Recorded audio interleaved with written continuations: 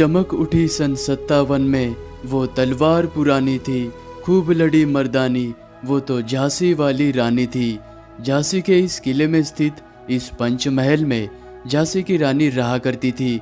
और इस किले में जो प्राचीन शिव जी का मंदिर है, यहीं पर पूजा करने के बाद झांसी की रानी इस वाले उद्यान में तलवारबाजी का अभ्यास किया करती थी। और ये वही जगह है, इसी जगह से झांसी की रानी अपने घोड़े बादल के साथ में और अपने नन्हे से पुत्र दामोदर राव को लेकर यही से रानी कूद गई थी। और रानी ने जिस तोफ को चलाने से मना किया था, उस तोफ के अंदर आज भी ये तोफ का गोला फंसा हुआ है। और इस किले में उस जमाने का फांसी का घर, और साथ ही में किले पर युद्ध की आपातकालीन परिस्थिति आने पर झांसी की रानी इसी खुफिया सुरंग के द्वारा किले से बाहर जाया करती थी।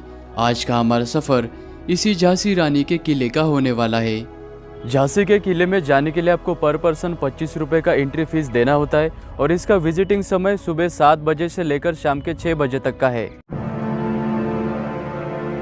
किले के अंदर प्रवेश करते ही यहाँ पर आपको दुनिया की सबसे बड़ी दूसरी तोफ रखी हुई नजर आएगी। और इस तोफ को जब चलाया जाता था तो ये बिजली की तरह कड़कती थी, इसीलिए इसे कड़क बिजली तोफ कहते हैं। और इस तोफ को गुलाम गौस खान के द्वारा चलाया जाता था। अंग्रेजों ने इस किले पर आक्रमण करने के लिए पहाड़ी पर बने हुए कैमसन देवी के मंदिर के पीछे अपना डेरा डाला था। तब अंग्रेजों को मारने के लिए गुलाम गौस खान ने इस तोफ को उस मंदिर के दिशा में चलाया था।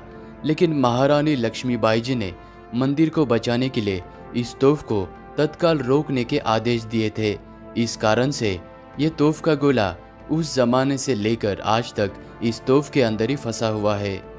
तोफ को देखने के बाद थोड़ा सा आगे आते ही यहाँ पर आपको ये 2 मंजिल का छोटा सा मराठा शैली में बना हुआ मंदिर नजर आएगा, जो कि भगवान गणेश जी को समर्पित है। और अंग्रेजों का शासन आने तक महारानी लक्ष्मीबाई जी इसी मंदिर में नियमित रूप से पूजा अर्चना करने के लिए आया करती थी। गणेश मंदिर के पास में आपको ये 12 दरी नजर आएगी। महारानी लक्ष्मीबाई के पति राजा गंगाधर राव जी के द्वारा विशेष यह 12 दरी अपने भाई रघुनाथ राव जी के लिए निर्माण करवाई थी, क्योंकि उनको नृत्य और संगीत में बहुत ज्यादा रुचि थी।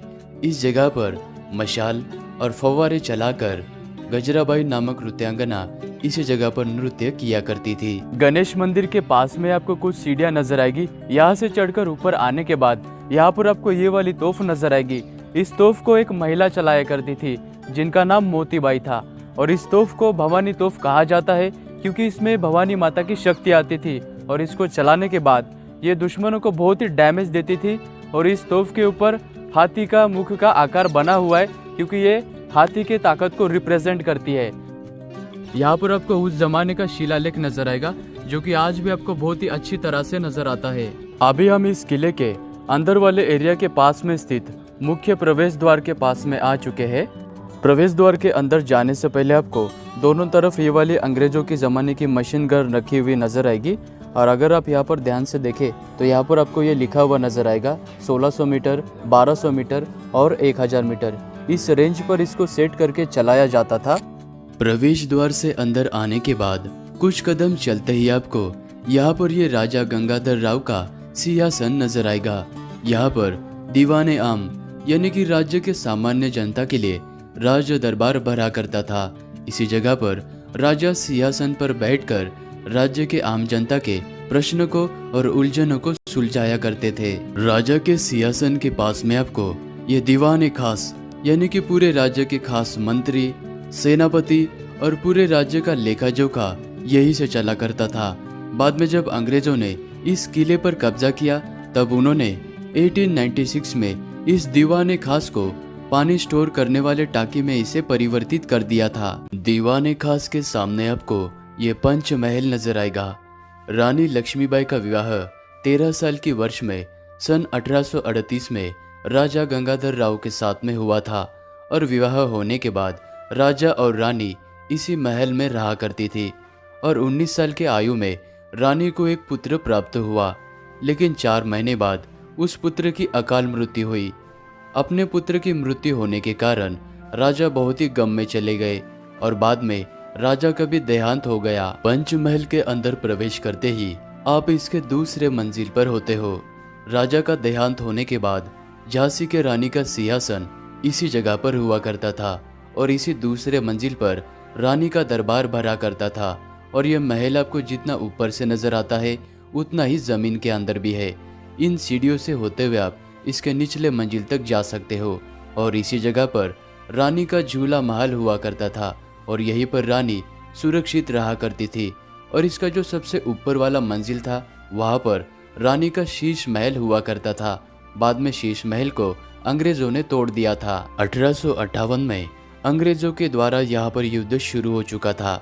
तब मुख्य तोप चलाने वाले गुलाम गौस खान, खुदा बख्श और महिला सेना के सेनापति मोतीबाई, इन तीनों वीर योद्धाओं ने 4 अप्रैल 1858 में अंग्रेजों से युद्ध करते हुए ये वीर गति को प्राप्त हुए।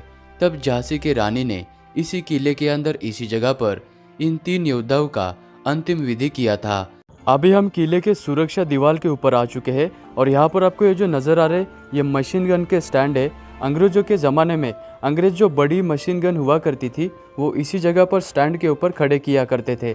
और सामने आपको ये जो लोहे की खिड़की नज़र आ रही है, जो बंदूक का अगला हिस्सा हुआ करता था वो इस जगह से आगे रहता था।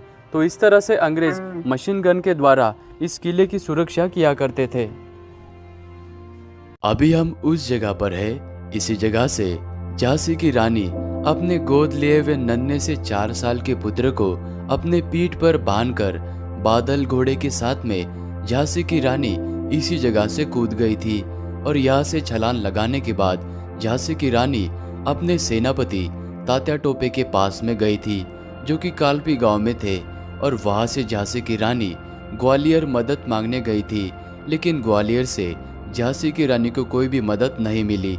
जो रानी के पास सेना थी उसी सेना के साथ में रानी ने अंग्रेजों से युद्ध लड़ा और युद्ध लड़ते लड़ते 18 जून 1858 में रानी वीर गति को प्राप्त हुई। जेल के यहाँ से थोड़ा सा आगे चलकर आने के बाद यहाँ पर आपको ये वाली सीक्रेट टनल नजर आएगी। इस टनल के अंदर हम अभी चलते हैं। इस किले पर जब भी युद्ध की विकट परिस्थिति आती थी तो जो भी यहाँ के राजा महाराजा सैनिक थे वो इसी मार्ग से किले के बाहर जाते थे। और ये वाली जो गुफा है वो सीधा नीचे जाके हाईवे के यहाँ पर खुलती है। ब्रिटिश सरकार से झांसी का रानी का जब युद्ध चल रहा था तब झांसी की रानी इसी खुफिया सुरंग के द्वारा किले के बाहर जाने वाली थी। लेकिन रानी के देवर धूराजी राव जो कि अंग्रेजों से मिले हुए थे, उन्होंने इस खुफिया सुरंग के बारे में अंग्रेजों को पहले से ही बता दिया था। तो इस कारण से झांसी के रानी को इस किले के ऊपर से घोड़ा लेकर कूदना पड़ा था। और बाद में जब ब्रिटिश सरकार से अपना भारत आज़ाद हुआ तब यहाँ के प्रशासन ने इस खुफिया सुरंग को परमानेंटली बंद कर दिया। इस वाले खुफिया सुरंग के पास में आपको राजा गंगाधर राव का जमाने का ये फांसी का घर नजर आएगा। इस पूरे राज्य में जो भी कैदी गुनाह किया करते थे उनको इसी जगह पर फांसी दी जाती थी। एक दिन रानी इसी रास्ते से गुजर रही थी तो रानी ने एक दिन देखा कि यहाँ पर एक कैदी फांसी लगाए हुए लटका हुआ है। वो वाला दृश्य देखकर रानी बेहोश हो गई थी। बाद में रानी ने अपने मन की दया भावना से राजा को विनती की कि यह फांसी का कानून बंद किया जाए। रानी के विनती करने पर राजा ने इस किले के अंदर इस जेल का निर्माण करवाया और जिस भी कैदी को फांसी देने की सजा होती थी उन कैदियों को इसी जेल में रखा जाता था। बाद में ब्रिटिश लोगों ने भी इस जेल का प्रयोग किया और ये जेल अंडरग्राउंड जेल है। फांसी घर के पास में बने हुए इस रास्ते से स्वयं महारानी लक्ष्मीबाई जी अपने पावन चरणों से चलते हुए इस प्राचीन शिवजी के मंदिर में पूजा अर्चना करने के लिए आया करती थी। यह शिवजी का मंदिर मराठा व बुंदेल स्थापत्य शैली का एक सुंदर मिश्रण है और इस मंदिर के अंदर शिवलिंग ग्रेनाइट पत्थर से बना हुआ है। इस मंदिर में पूजा करने के बाद झांसी की रानी इस बड़े से उद्यान में ढाल, कृपन, कटारी, बर्छी, विशेषकर तलवारबाजी का अभ्यास किया करती थी। अभी मैं जिस जगह पर खड़ा हूँ रानी लक्ष्मीबाई के ज़माने में यही मुख्य प्रवेश द्वार हुआ करता था इस किले का।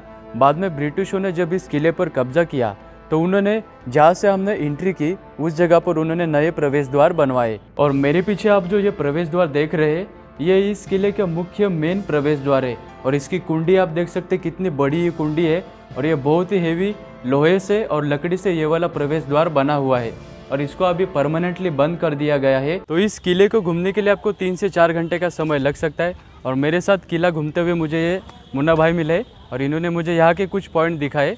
भाई आप कहाँ से हो? बिहार से हूँ बट यहाँ जॉब और भाई बिहार से यहाँ पर जॉब करने के लिए आए, घूमने के तो लिए थैंक यू किला। भाई, thank you very much. Thank you very much. तो झांसी शहर के इस खूबसूरत नज़ारे के साथ में इस वीडियो को हम यहीं पर एंड करते हैं। अगर मेरी वीडियो आपको अच्छी लगी तो वीडियो को लाइक करना, चैनल को सब्सक्राइब करना। मिलते हैं आपको नेक्स्ट व्लॉग में।